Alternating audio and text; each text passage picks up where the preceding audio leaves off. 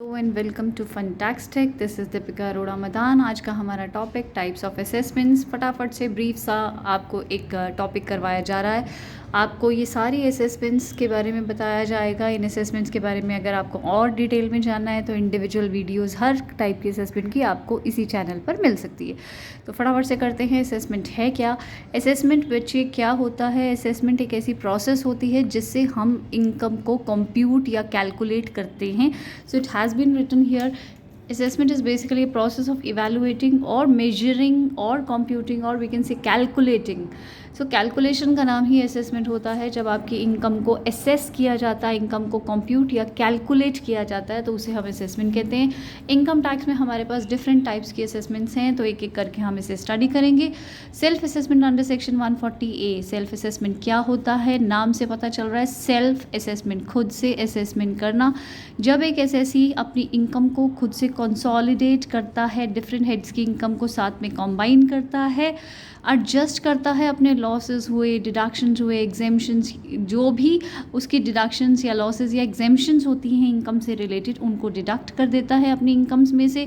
अपना अगर कोई TDS यानी टैक्स डिडक्टेड एट सोर्स अगर उसके पास है, उसने कोई पे किया है या फिर एडवांस टैक्स पे किया है, उसको उस इनकम टैक्स में से रिड्यूस करेगा और अपना टैक्स पेबल जितना भी उसका पेमेंट पेंडिंग है उसका भी डिटर्मिनेशन वो खुद से करेगा और उसके बाद अपनी रिटर्न एक स्पेसिफिक फॉर्म में जमा करा देता है। इस प्रोसेस को सेल्फ असेसमेंट कहते हैं। नेक्स्ट असेसमेंट हमारे पास क्या है? समरी असेसमेंट और we can say assessment on the basis of return, जहाँ पे असेसमेंट बिना ह्यूमन इंटरवेंशन की जाती है। मतलब एक इंसान को बुलाया नहीं जाएगा। On the basis of return, return क्या है? आपका आय का ब्यौरा, जो भी आपने इनकम टैक्स डिपार्टमेंट में जमा कराया है उसके बेस पर आपकी कैलकुलेशन की जाती है।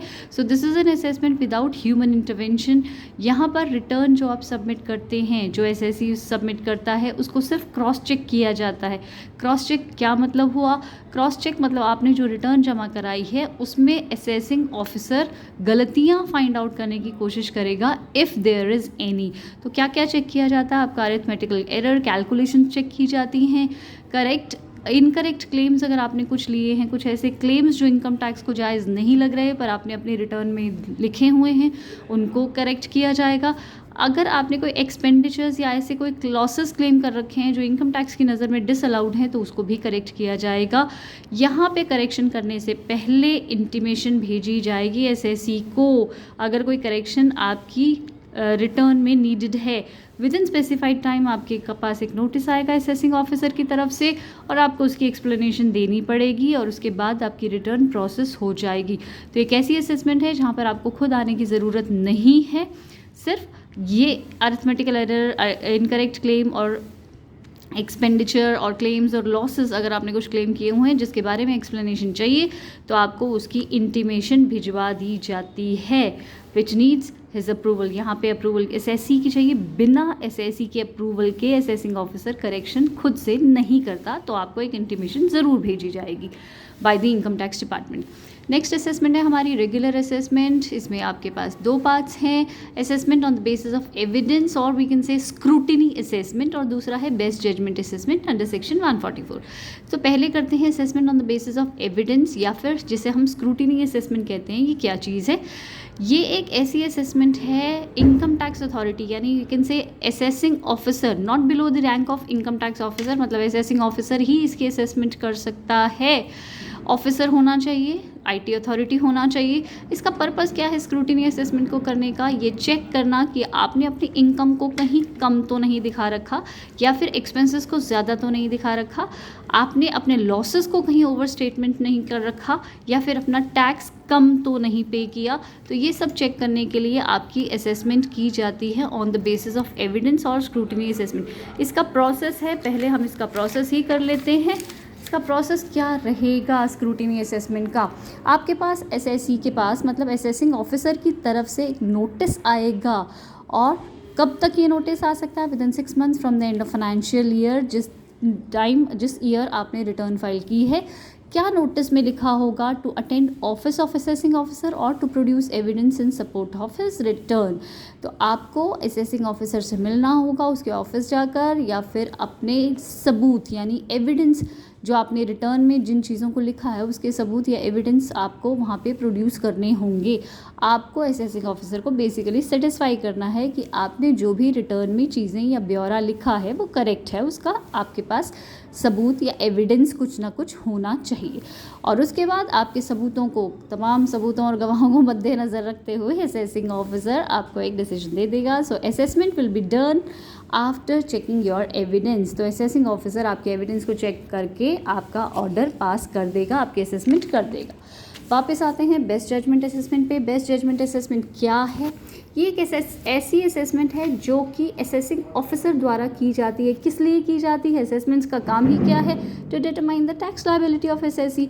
अब बेस्ट जजमेंट असेसमेंट क्यों की जा रही है? Because due to failure of assessee to submit his or her return of income, अगर कोई भी एसएससी अपनी रिटर्न को जमा कराने में फेलियर रहता है, इवन आफ्टर प्रोवाइडिंग नोटिसेस, आपको नोटिस के बाद भी आप जवाब नहीं दे रहे इनकम टैक्स डिपार्टमेंट का, तो आपकी असेसमेंट इनकम टैक्स ऑफिसर खुद से कर देगा and that assessment will be known as best judgement assessment. अब इसका नाम बेस्ट जजमेंट क्या है? जजमेंट मतलब आइडिया से, गेस वर्क के बेस पर आपकी असेसमेंट की जाती है। पर असेसिंग ऑफिसर गेस वर्क तो करेगा but it is honest guess work by the assessing officer.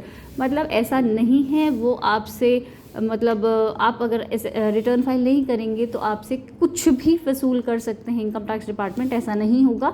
It is definitely based on guess work but it is an honest guess work.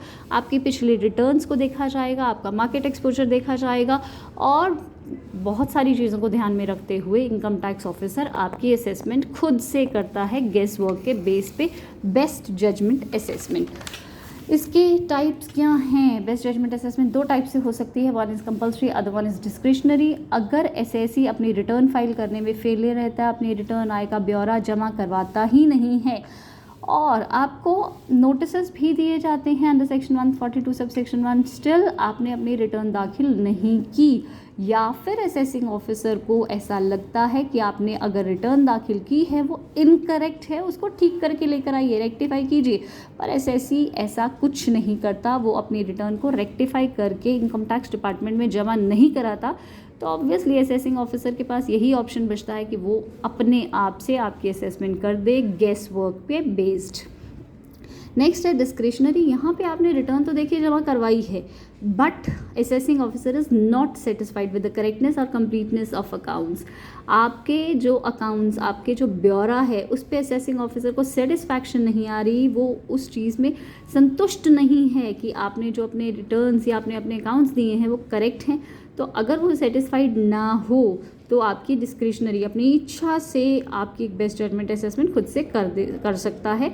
और या फिर ऐसा हो सकता है कि आपने अपनी रिटर्न जमा कराई है but no method of accounting is regularly employed. कभी आप मेथड कुछ और फॉलो कर रहे हैं अपनी रिटर्न में, अपने अकाउंटिंग बुक्स में, और कभी कुछ और मेथड है। बार बार मेथड्स अगर आप चेंज कर रहे हैं, रेगुलरली एक ही मेथड एम्प्लॉय नहीं कर रहे, तो असेसिंग ऑफिसर आपकी रिटर्न पे डाउट करके आपकी बेस्ट जजमेंट असेसमेंट कर सकता है।